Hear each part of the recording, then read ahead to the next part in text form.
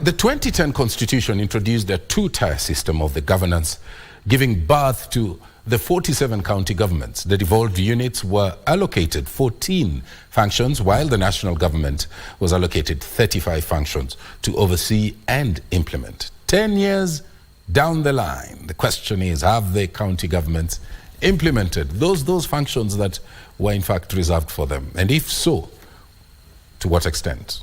Gladys Mungai with the details.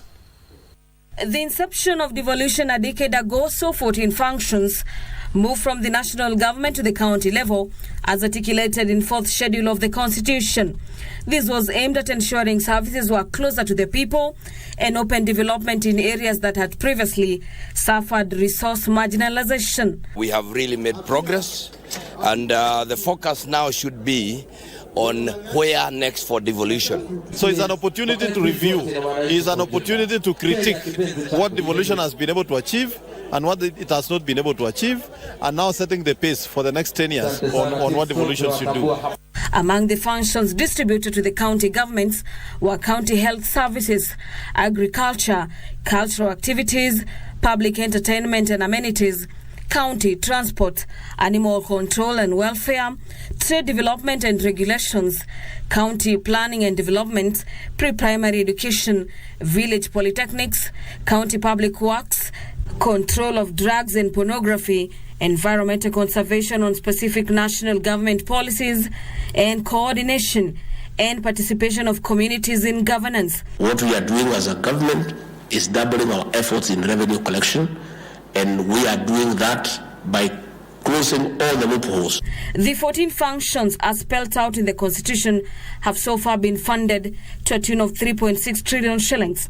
And this begs the question, have the county governments effectively absorbed the funds? Opinion remains divided. Still fighting with the national government on the rollout of the other devolved functions. There are functions worth about 275 billion, which are still lying in the national government. This year, the counties have been given about 385 billion. So with the 275 billion plus 385, that will be about 600 billion going to the counties, which will do a lot of things that will be done in our counties. So we expect the government to come forward with a plan of rollout of the remaining functions that are supposed to be taken to the county governments. Well, proponents of devolution argue that the transfer of functions has led to an improvement of service delivery. Others have faulted county bosses for not always factoring in projects of interest to the electorate. The point of departure mainly touching on the implementation of the county health services, transport, agriculture, betting and liquor regulations. These instructions are so clear. They must work with counties, especially on shared responsibility, like, for example, in agriculture, in health, in water. We must work together because we can't work in silos. National government at that level and ourselves at this level. The national government has always been at crossroads with counties over the transfer of resources commensurate with the functions allocated, as well as the personnel to ensure efficiency.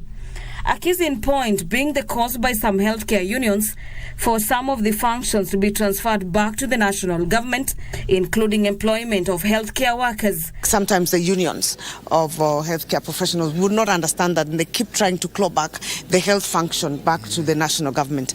And I think it's about time that we had a sitting and understand the reason why this was devolved in the first place. In the 2023 Division of Revenue Bill that President William Ruto sent it to in April, the counties received 385 billion shillings as an equitable share of revenue, up from the 370 billion shillings.